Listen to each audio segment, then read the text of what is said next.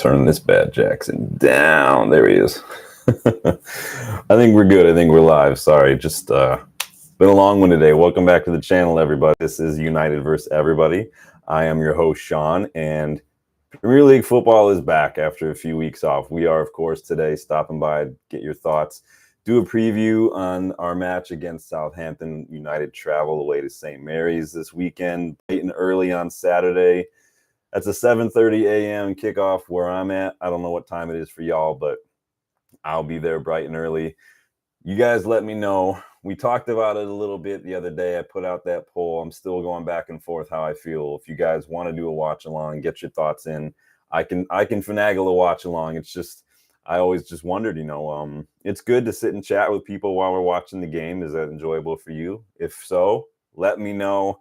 You might get a couple dog cameos here and there, but let me know. We'll come back to it for the end of the video. But we are going to jump on in. We're going to look at the Southampton match. Like I said, Premier League football is back.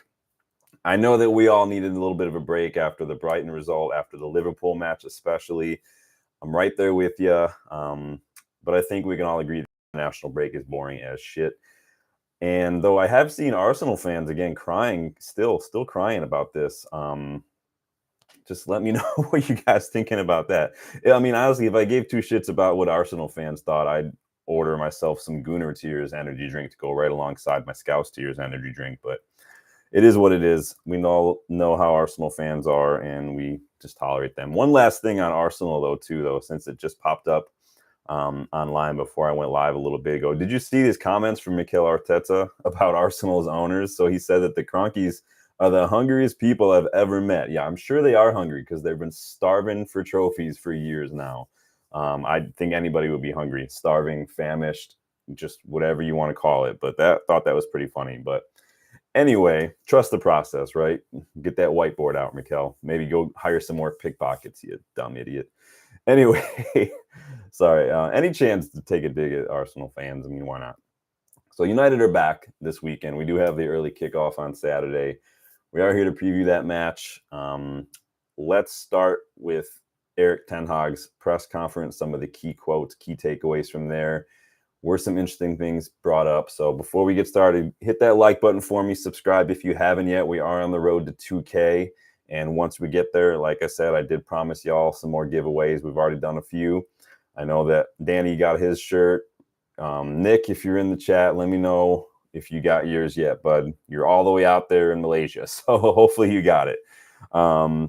So a little bit of team news from Erik ten Hag right off the bat. So he did say Manuel Ugarte is available, despite being the last one to return. I think he said he returned like just today from his international duty. Everybody else has been there a day earlier. I wouldn't be surprised to see Ugarte on the bench as a result of that. Knowing what we know about Erik ten Hag and being such a stickler for fitness, I'm not happy about that idea, but I wouldn't be surprised is what I'm saying. I just think it'd be foolish not to start him personally, but you guys let me know your thoughts in the chat. Is this ten Hag being stubborn just because that's what he thinks and so he's going to stick with it even to the detriment of things? I don't think that's as likely. Or is he just actually, honest to God, think that he won't be ready? You guys let me know. I do think in any case that a lot of us will be frustrated if Ugarte doesn't get the start ahead of Casemiro, especially considering Casemiro's performance in that last match personally. And I think it would be even more frustrating if the excuse is still, oh, he's not ready or he's not familiar with the system. Like, he's a number 6. He's a midfield destroyer. It's not a system thing. Win the ball back any way you can, pass it to a teammate. That's all you have to do with the profile of player. That's like N'Golo Kante. N'Golo Kante doesn't need to be told about systems and tactics. Just win the ball back, man. Don't let it get passed into our area. Win it back. Find a teammate, and that's all you need to do. So I think Ugarte is ready, but you guys let me know. I think that Garnacho should be getting the start as well. We're going to get into that a little bit more, but I know Garnacho was with Argentina as well, and Licha. Still no Rasmus Højlund or Luke Shaw, according to Ten Hag. Doesn't sound like they are fully recovered and or fit after recovering. We know that the estimate for Shaw was supposed to be after the national break. I don't think that Ten Hag will rush him back. And Højlund, I don't think it's just ready yet. Did anybody really think Shaw was going to be fit though? If you like, did anybody think that? I didn't. I'm surprised he didn't play for England, but we'll see. I mean, and I'm fine too, not rushing Hoyland back to action, especially since we have Xerxes. Xerxes looked good for the Netherlands. Scored that goal, got that assist in that match. So who was that against? Was that against Germany? I don't remember. Maybe it was the match before that. But when it comes to like Ugarte, though, I don't think that Ten Hag can afford to take it any more slowly with him. This is an important decision. We have important points, especially after dropping those points in the last couple matches. I think that we can't afford. I mean, this is. I don't see, like, it's frustrating, right? You don't want to take it slow with that. I not that I support it, but like a few bad results may not see Ten Hag last too much longer. And again, I don't want that to be the case. I'm not saying he needs to be sacked. I'm not saying he even should, but I'm saying in this day and age, a few more bad results could very well see him get sacked. And it is waiting until you think that Ugarte is 100% familiar with your system. Is that worth that risk? I don't think so. I think it's best to try to get some fans on side in some ways and show them something and see why Ineos spent that money. You guys let me know your thoughts. Would you start Ugarte? Not? Do you think he's ready? Do you think Ten Hag will bench him? Do you think he'll even make the matchday squad? Let me know your thoughts on that one. He was asked, I don't know why. Again, I've said it hundreds and hundreds of times already. So I've got like a dog here on my nose. There's a lot of money in the UK that's been wasted on journalism degrees. I don't know what I would be so frustrated if I was a manager like Ten Hag into this instance, came into a pre-match presser against Southampton, and the second question I'm getting is about freaking Cristiano Ronaldo's comments when he was speaking to Rio Ferdinand. Like, do journalists even care about these matches at all? Like, why is Ten Hag having to answer questions about comments from a player who hasn't been here for 2 years? This is literally the only way Ronaldo can stay relevant now is because he's out there in the middle of fucking Saudi League where there's like 40 people at these matches. He's got to go on with Rio and talk about Manchester United. He's becoming like any other journalist now, Cristiano Ronaldo. And quite frankly, I'm a little frustrated with Rio too. This is not a good look for Rio, in my opinion. Big up, Danny. How you doing, bud? I'm done with Ronaldo, man. Like, I loved him when he was here. For that first spell, Fergie turned him into the player he is today. But what he's doing and what he's done, I think it's not a good look, man. It's like just putting a more darker and darker black spot on his legacy at United, in my opinion. So I've got no time for Ronaldo. Dude is pretty much done, like I said, and he's literally just going on and talking about us now to stay relevant while he rots off in the Saudi League. And again, like I said, I am losing a bit of respect for Rio these days with the way he's been acting with some of this kind of stuff. And he's an ex-United player. He's a grown man in his 40s, and he's just sitting here stirring up drama. That's all it's doing is heaping more negativity on Ten Hag and United. Like, how is this helping Rio? Like, it's sad. It's freaking sad. Nick, how you doing, pal? To be fair to Ten Hag in this question, though, he didn't take debate. He simply said Ronaldo can say whatever he wants.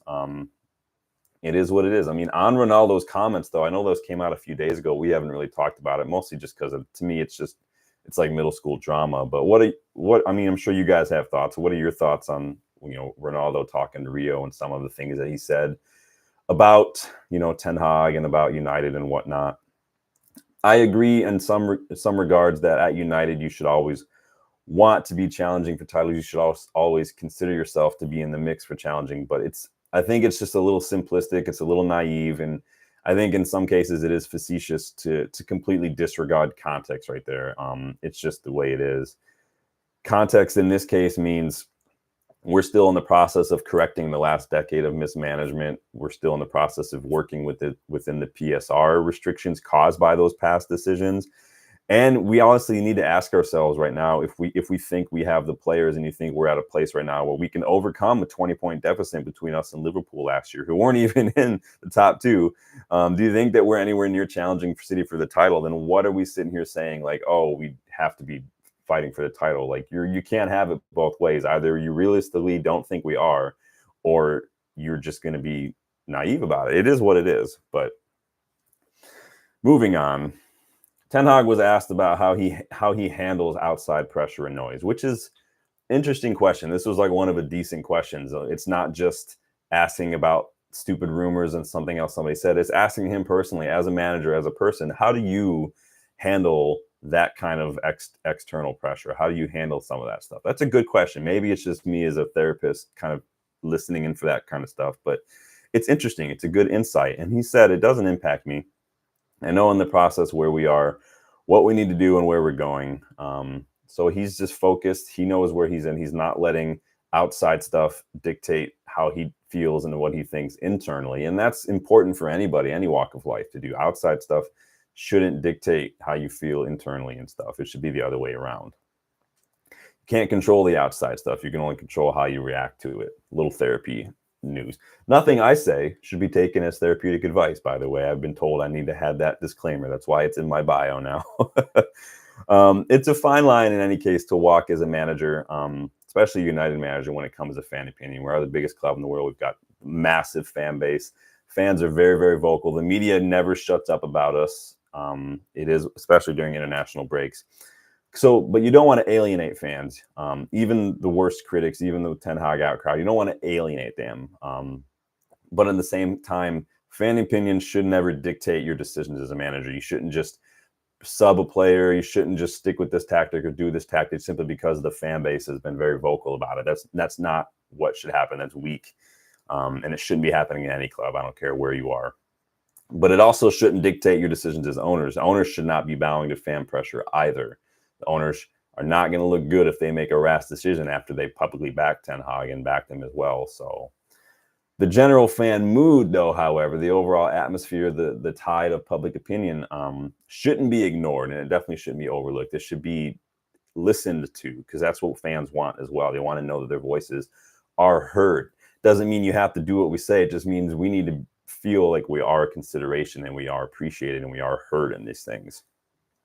I think some people will probably think Ten Hag's response here was a bit of a throwaway, but I mean, he already sort of answered the question when he said he and the team know that they have to win every game. Like, he was asked if this match against Southampton was a must win, and his answer was the same. We have to win every game. Again, they keep asking the same questions. You know, they just want sound bites.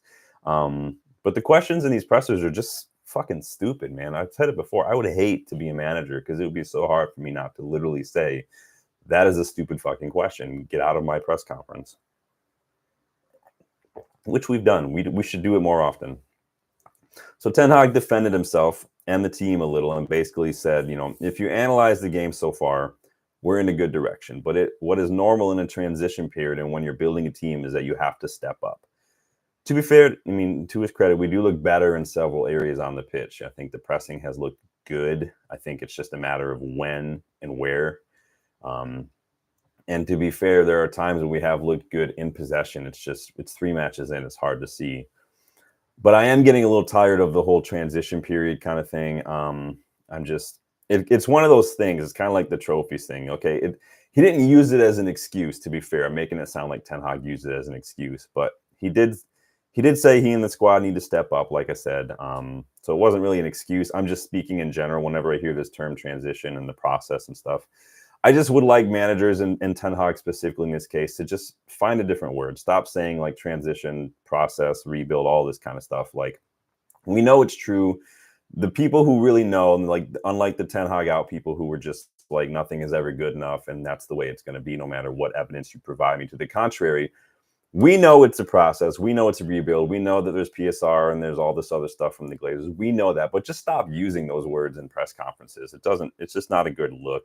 I know his English isn't great, and he's not necessarily always using these things as an excuse, but when they pop up in the press conferences and stuff, it doesn't look good. It comes across as an excuse. And I know Ten Hag's a very literal person. He's a very just blunt person. It's just the way, it's the optics of it, right? It doesn't sound great. And you know that the press and the rivals are going to grab that low-hanging fruit and run with it. And so it is what it is. It's like that trophy comment from the other week. You know, it's another thing. Like, yes, it's true. It's very true. There's a bug. And we as fans can say it, but as the manager, you have to find another way to get your message across here. Nick says, yeah, some questions are just rubbish. Yeah, it's ridiculous in my opinion. But in any case, so we are nowhere near challenging for the league or anything like that. And I don't think that Ineos, I don't think fans realistically are demanding that, but you just need to put together some wins, in my opinion. I don't care about the transition. I don't care about any of that. That's a whole separate thing. Just put together a couple wins on the pitch. All right. It's like Rashford putting out all these training montages like it's the middle of a Rocky movie. Like, I don't give a fuck what you're doing in the gym, bro. I don't care how many times someone's throwing a medicine ball at your stomach, man. Like, I don't care what you do in training. I want to know what you do on the pitch. The best way to get fans on side, Marcus, is to score some freaking goals, dude. I don't care what you do on training at all. You don't get trophies for training. You don't get goals for training. You get them on the pitch. So I don't care what you say in the presser. Just get some wins, man. And again, to his credit, he did reiterate at several points, Ten Hag, that we need to win every game. We know that we need to win every game. So he's not shying away from that. He's not shying away from the standards that he's trying to set and standards that he knows that United's meant to have. Earlier in the presser, he was asked if he was confident if we were heading in the right direction as a club. And he said it's early in the season to judge that right now. What he said, we'll check back in May. We'll look at the table in May, and then we'll look at the results, and we'll judge then. And we will. And there's no hiding from the table at the end of the season. We're going to see what happens. But he continued, said it, but it's about winning trophies, finishing as high as possible in the league. So he knows what he needs to do. The questions were stupid, except for that one question about how you handle outside pressure and noise. I thought that was a good question. I kind of wish the answer would have been a little bit more, I guess, unique and personal to a degree, not too vulnerable, revealing, just something unique. But it is what it is. Maybe that's just the therapist in me. But you guys, let me know. Did anything jump out at you from the presser? What do you think Ugarte is going to do or not? Danny says, I just want to see consistency and dominate at least one game by Halloween. Have seen a total 90 minutes of it under Ten Hag. Haven't. And that's hard. It's like, is it the players or is it the manager? Is it like the players who just aren't able to do it? Because Dallo said the same thing the other day. Or one of the journalists in the presser said, Diogo Dallo told him, like, what you're seeing on the pitch isn't a reflection of what's in training. Like, but for some reason, something's getting lost in translation. Is it pressure? What is it? You guys let me know what you think it is. I don't know if there's a legit 100% right or wrong answer as to why it's not translating. I don't know what it is. I mean, I want to say that injuries probably play a role. But is the reason, like, Mount's been injured, and we know that he was really an integral part of that press earlier in the season and in preseason. But is that the reason we bought Mason Mount, is because he presses the ball? Pressing isn't about one player chasing the ball around. Like I said before, my dog has a soccer ball in the backyard. She can do that all day. It's not about that. Pressing is about triggers. It's about coordination. It's about team pressing. It's about knowing when to press, when not to press. There's a lot more that goes into it other than just chasing down the ball. So that's why we bought Mason Mount. I'm really not happy with that. But let me know what you guys think. Why haven't we seen some consistency? Is it a players not knowing what to do thing? Is it a Ten Hag changing things around too much? Is it that he's not changing and it's just not working? Because that could be a case too. Maybe the system, it could just be a case maybe that it's not necessarily that Ten Hag is a bad manager. Maybe the way he wants to play just isn't cut out for the league itself. Arne Slot is kind of doing that same thing. If you watch the Stick to Football podcast earlier, Jamie Carragher was talking about Arne Slot in that game against Liverpool. There were times when, like, Trent Alexander-Arnold, because we know Trent Alexander-Arnold isn't necessarily the most tactical, the most disciplined. He just, like, he's got a good pass on him, so he'll pick these long range passes. But Carragher pointed out that whenever he was doing that, or maybe it was Scholesy that pointed. I think it might have been Paul Scholes that pointed out. But he said whenever Trent would do that, Arne Slot would look upset, because Arne Slot, being Dutch, doesn't like these low risk, like, Hollywood balls. He likes things good on the ball, crisp, like careful possession, smart passing kind of thing, which is exactly kind of like what Ten Hag is doing. It's oftentimes as well. Danny says it's all about the system press, useless otherwise if players aren't on the same page. So yeah, so what you're saying is that it's the players not picking up the system. And so I would challenge you a little bit in that regard and say, how is that Ten Hag's fault? If the players can't pick up the system, does a manager just tailor to what the players are capable of doing? Because otherwise, why did you bring a manager in if he's not going to be able to play his system because the players just can't do it? That's difficult. A lot of the players that we're still playing with in that front pressing system so far to his credit, he just now has got a striker, and then we got Højlund last year. Well, Højlund was young still, so I'm not going to put too much pressure on Højlund to have this tactical master idea in his mind of how to play and how to make movements and stuff like that. Bruno is not his player. Rashford's not his player. Ahmad wasn't his player. Garnacho he promoted, brought through as well. Casemiro he brought in, but Casemiro wasn't his first choice. And then Kobbie Mainoo he promoted too. So we've got players that are part Ten Hag, part not Ten Hag. But a couple of the key players in that system, that pressing system, are not Ten Hag players, and Bruno and Rashford, and then Ahmad. And so that's hard. I don't think Bruno and Rashford necessarily suit Ten Hag's system. I think that if we didn't have Bruno, do you think Ten Hag would have wanted us to buy Bruno? If you know what I'm saying? These are some hard questions to ask.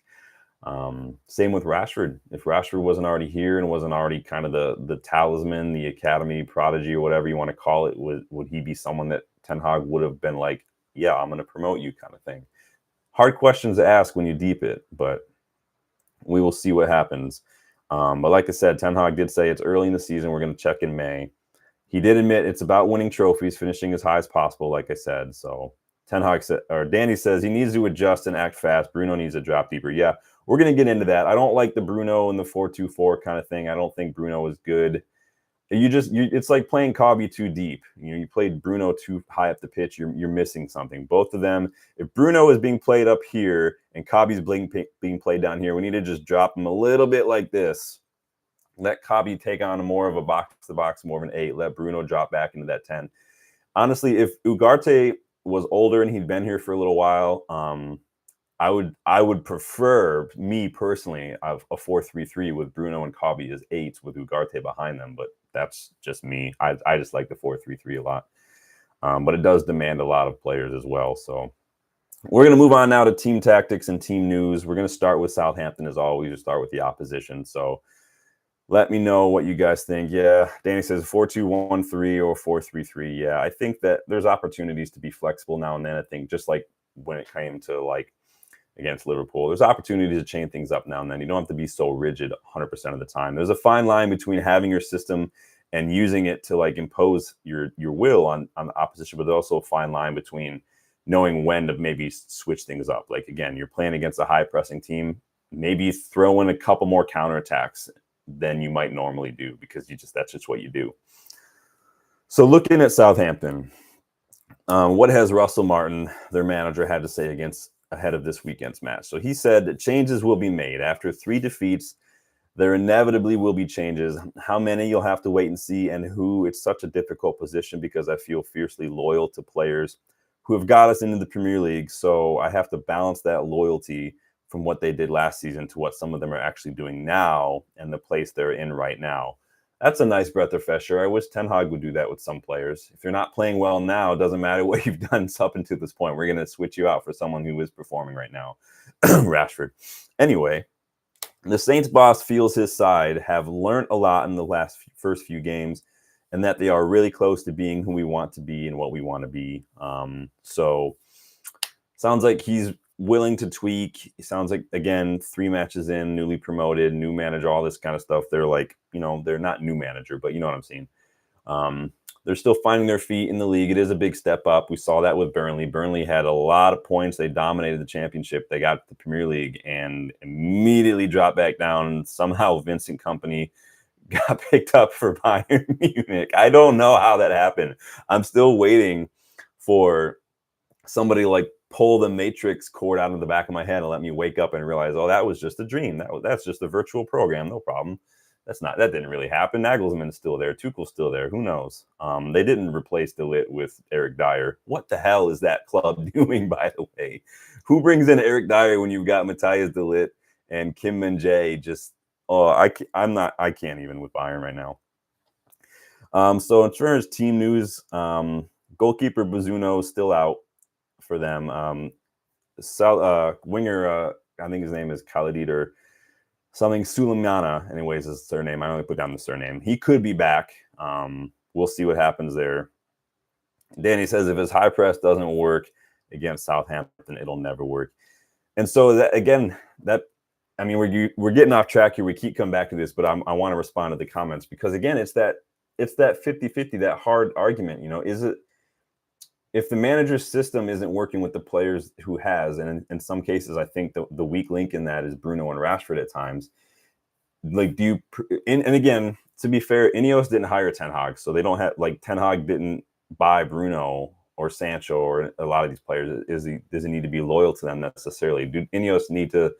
If tenhag doesn't play the system that maybe Ineos are wanting to play, and I'm not saying Ineos are dictating that, but obviously they're going to have their preferences as well. If the players that he has aren't really working for it, what's the point of having a manager then if the system isn't working and he can't play his system and he has to just go back to playing counterattack or something? You might as well just get Pochettino or something at that rate. I mean, it is what it is. Nick says company is one lucky manager. Nick, did you get your shirt yet, bud? Your quarter zip. Let me know if you got that. I want to make sure it got there. I don't remember I put the sheet of paper. I think it's in the car somewhere, but my wife has the car this weekend and she's out of town, so I'm not going to be able to check it for you. But so Bazzuno out. Sulemana could be back for the Saints. So they spent the season in the championship after they finished bottom of the Premier League in 2022-2023. They have been struggling again since their promotion back to the Premier League this season. They've lost all 3 of their first matches in the league this season. They've only scored 1 goal. They've conceded 5 goals. And their only goal came in their last match against Brentford. They lost 3-1. They did manage a 5-3 win over Cardiff City in their League Cup tie a couple weeks ago, but only just. The 2 winning goals that they scored were in stoppage time. So, I mean, honestly, though, that could be problematic for us since we love to gift our opponents stoppage time goals at United. That's what we do. Nick hasn't received yet. It's okay. It might take a little longer, man. I know you're kind of far away. Hopefully it'll get there soon. That was just last week, though, so I guess I'm not too rushed. So yeah, Saints not doing so hot this season. Under Russell Martin, they tend to line up in a 3-5-2, which defensively, I think they're hoping it keeps them a little safe against the counterattacks. But their issue has not been that part of the game. The issue has been they're very sloppy because they also want to build out from the back. And they misplace a lot of passes in their own half of the pitch. We know what that's like. And it causes them problems because they're immediately vulnerable to a transition. So this is where maybe a little bit of a pressing, not high up the pitch, but maybe in that middle area. I think that just being alert to that and pressing that a little bit, I think that could really help us. Against Brentford, 3 of the goals that Southampton conceded were the result of losing the ball with misplaced passes in their own half of the pitch. If we can press them like we've shown we can, I think we can force some of those errors. We can make some interceptions. We can kind of make some good fouls and win the ball back, or good tackles, sorry. And then hopefully if we're a little bit more clinical in front of the goal, maybe if we found our shooting boots after this international break, we know Xerxes has, I think that we'll be in a better place to capitalize on these situations. The problem has not been creating chances. The problem has been finishing those chances. We are not clinical. Bruno would have a Ballon d'Or right now if our attackers would put away their chances that he creates. He's led the league in chances created for several years now, but it's criminal that we don't have someone who's been clinical enough. And Rasmus was a little bit injured and Xerxes new. So we need to just get on that. We don't necessarily need to press so high up the pitch all the time, though. We can be a little patient. I think against Liverpool, we were way too aggressive, especially on the attack. Casemiro was dropping back between our defenders to get the ball, and there's literally no other United player in our half. Dalot and Mizrahi were all the way up. No other midfielders, except Liverpool had like 4 players in between that space just ready to pounce, and it caused us a lot of problems. We don't need to be that aggressive. So Danny says 100 key is a hold heavy press in mid. Yeah, exactly. And I think that, and it's one of those things where managers, you can make a mistake. But I think if it's a glaring mistake, like the way we were so aggressive against Liverpool, you need to correct it. And managers deserve a chance to realize that didn't work then. So I do think everybody gets a chance to correct those mistakes, but it's just a matter and if Ten Hag will. That'll be the deciding factor. So on to United's, Tinu. So we've seen this 4-2-4 kind of work well when we have the players for it. But against Liverpool, again, being too aggressive and leaving way too much space in between our defense and midfield cost us a lot. It was just, they carved us open, and all it took was one pass and they were in.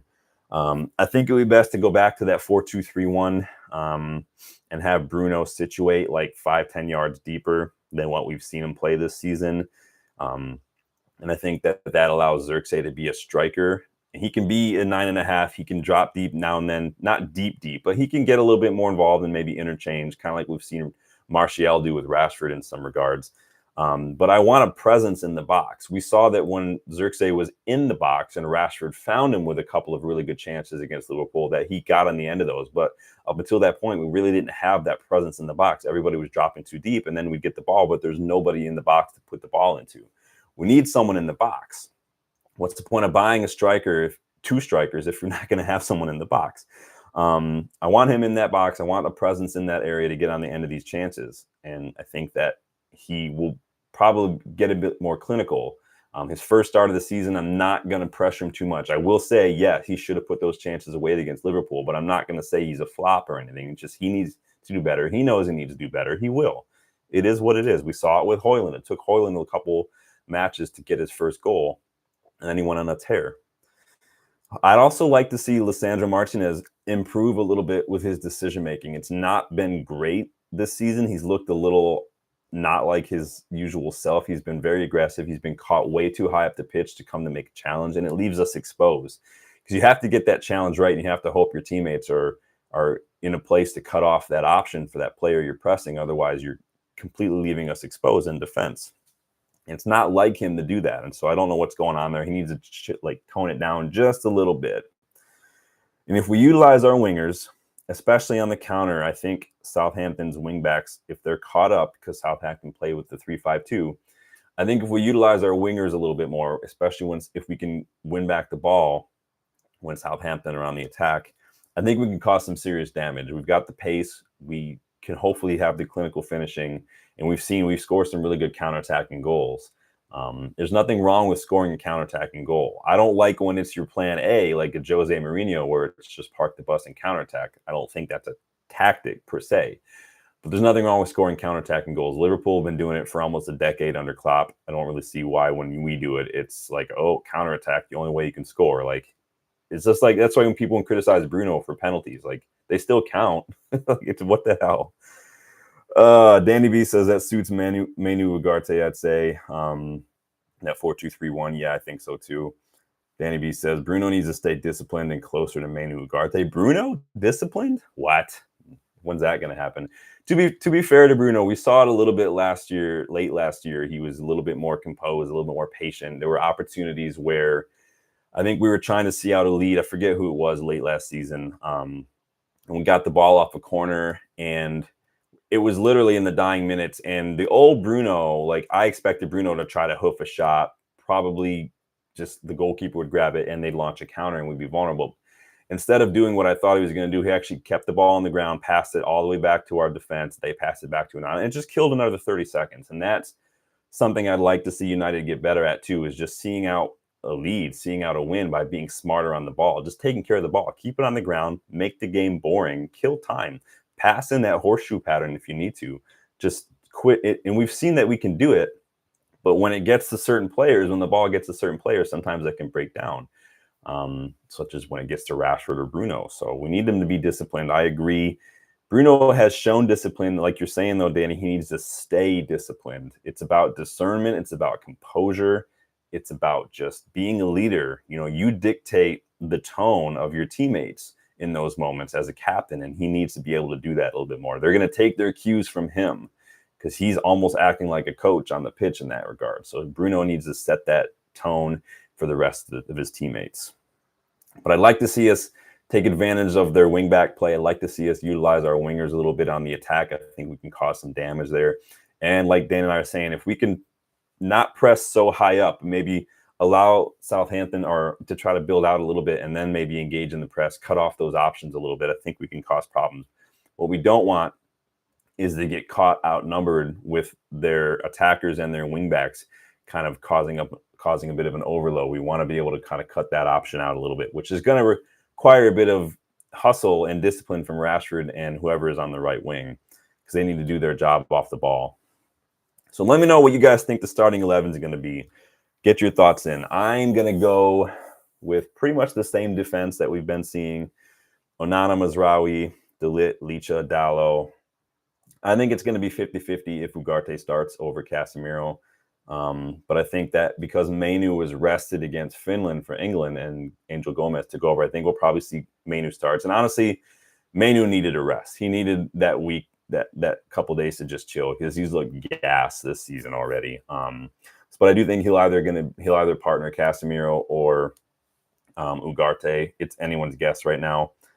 I think it'll probably be Rashford on the left. I don't think it necessarily should be, but I think the only thing that goes in Rashford's favor right now is that he didn't travel, so he's probably seen as fit.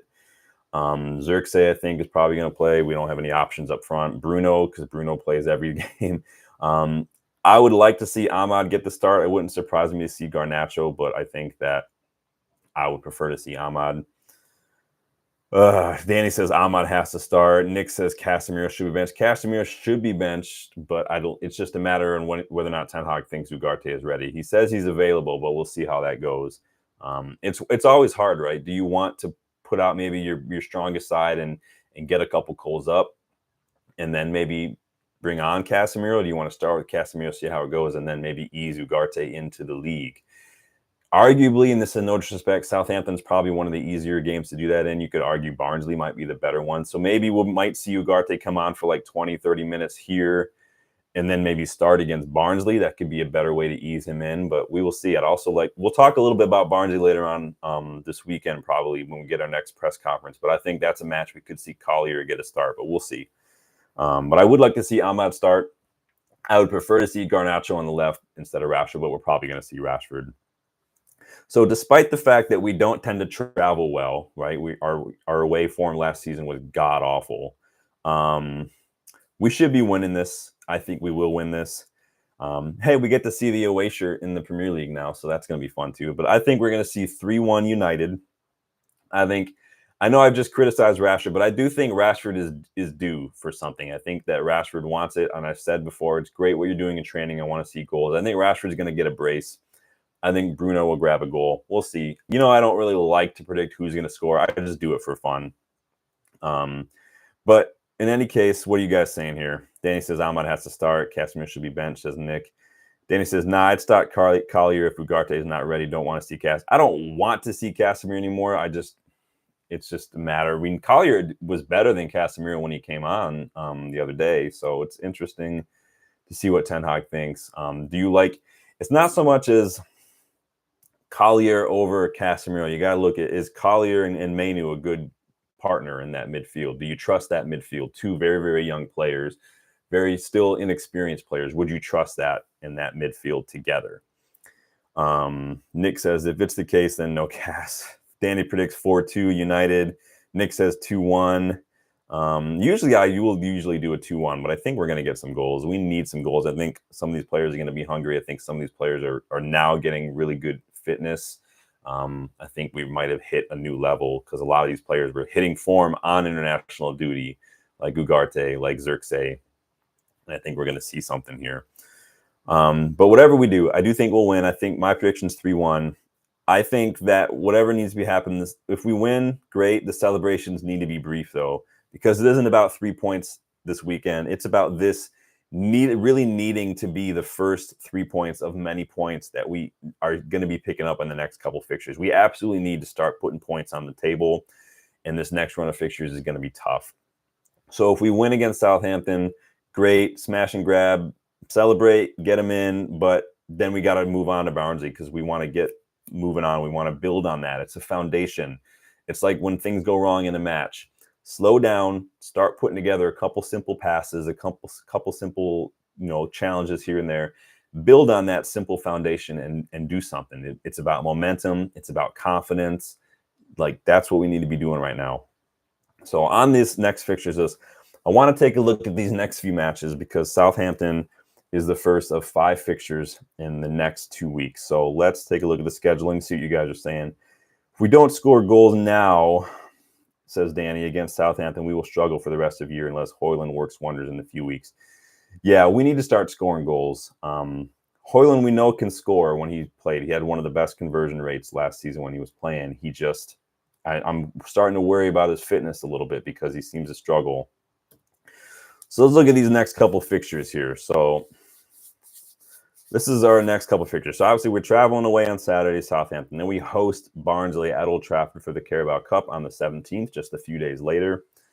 And then we get an extra day off in between. But then we got to travel again on Saturday to Crystal Palace, which could be hit or miss. We'll see. They lost Elise. Eze is doing pretty well, so you don't know how that's going to go. Then we got FC 20 in the Europa League and at home on that Wednesday. And then we host Spurs. Could be an interesting match against Spurs, but that's 3 league matches, league fixtures, and then a couple of cup matches dotted in. And now we already spoke about the Europa League phase. I put a link in the description of this video to that video if you guys want to go look more closely at our Europa League draw, those fixtures, what we can expect to get, things like that. We did a deep dive on that last week, so go check that out. Links in the description. But what do you guys see here for those league fixtures here? That's 3 league matches, 2 of which are away, and then again 2 cup matches sprinkled in. So that's 5 matches, 15 days, a match every 3 days or so.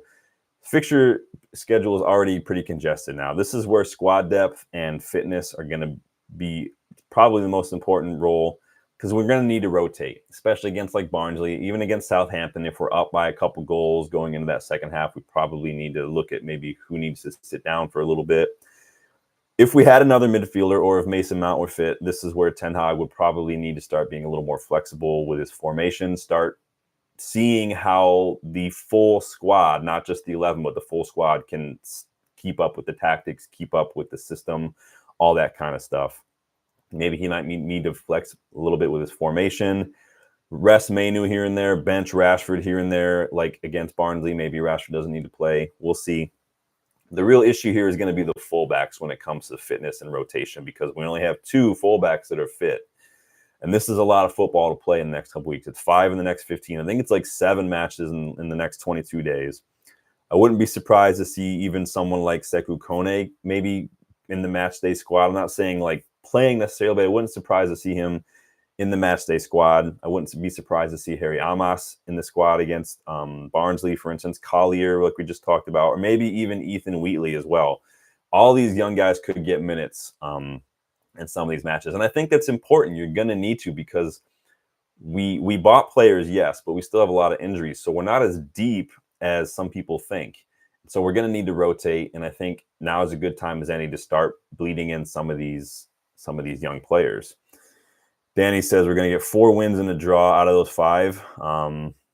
You think the Spurs one's going to be a draw? Danny says, or 3 wins, 2 draws. I don't expect any less. Yeah, Crystal Palace and Spurs could be interesting, but those are the league matches that we need to be picking up points in. We can't afford to be dropping matches. And I do think that because we don't travel well, if we can travel to Southampton, if we can travel to Crystal Palace and get 3 points from each of those, I think that puts us in a much better mental state to host Spurs. And if we can get 3 points against Spurs, I would be over the moon with that. Honestly, I really would. I'm not saying that Spurs are like world class. I'm just saying like we need to start putting points in the board, and it's going to send a really good message. It's going to build a lot of good momentum. It's going to get a lot of fans kind of more on side than they have been.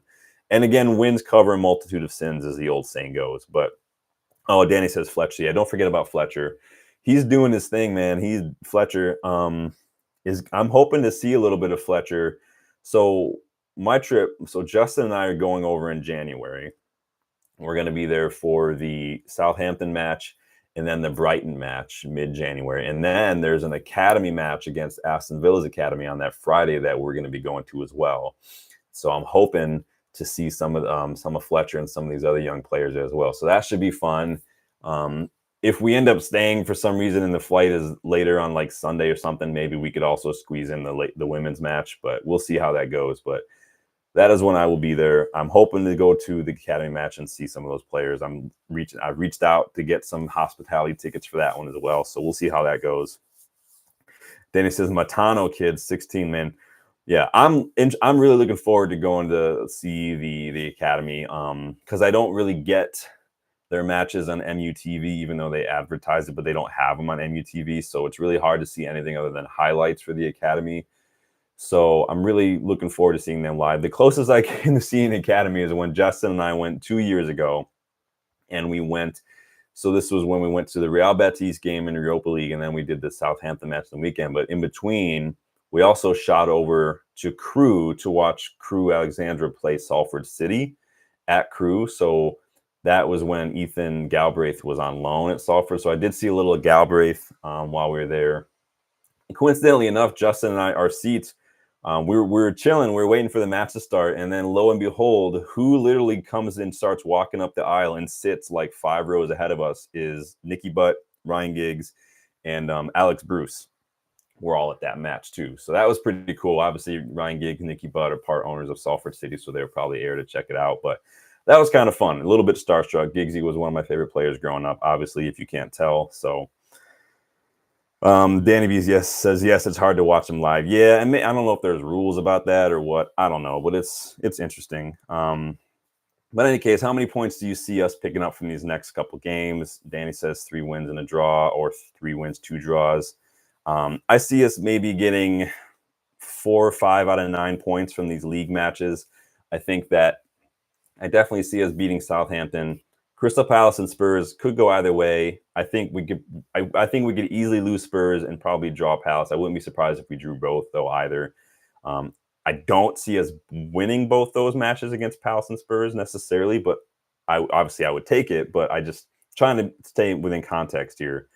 But I think we will beat Southampton on the weekend. We better. I think if we lose to Southampton, worse than losing. I think if we don't even score a goal against Southampton, then that's not going to be a good look for Ten Hag. But I think we will. I'm not going to be all doom and gloom. And again, I think we'll probably draw against Palace. My heart says we'll draw against Spurs. I'd like to get us a win, but my head says we might even lose. But there's an argument that we could get a draw.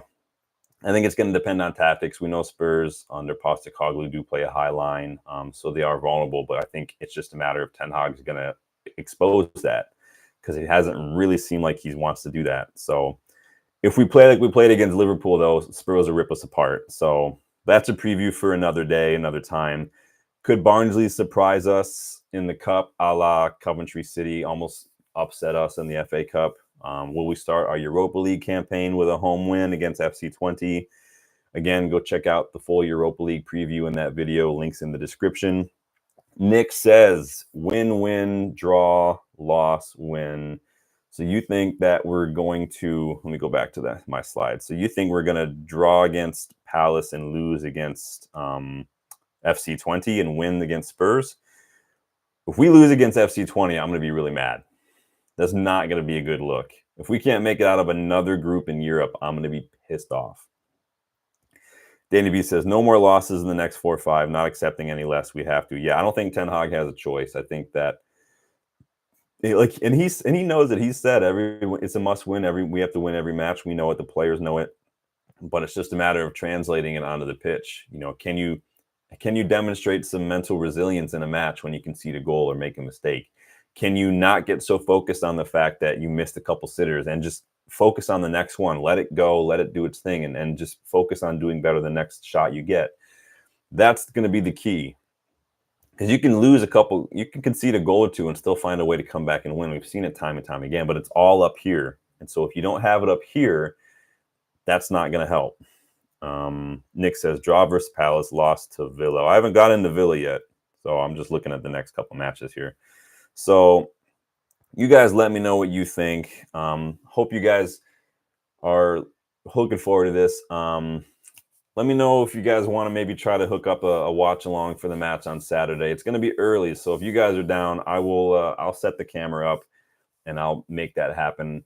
Obviously, I won't be able to play sound on the TV because of copyright, but I will hook that up, and so I'll get it all set up. You guys let me know if that's something you'd want to do. Maybe I'll just do it anyway. Who cares? But in any case, like the video if you haven't yet, subscribe to the channel if you are new.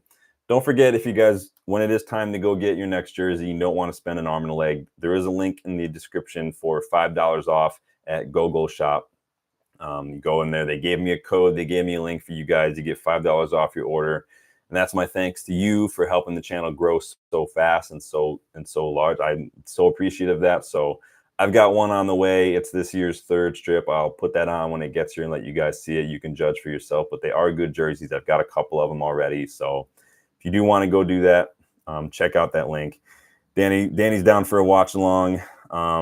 Danny says, do they have the new 3rd kit? Yep, that's the one I just got. And so I think mine, let me check my email. Hold on. It's let me go. It's easier to do it here. Sorry. I think if you get the player issue, their player issue, it's like 35, and then the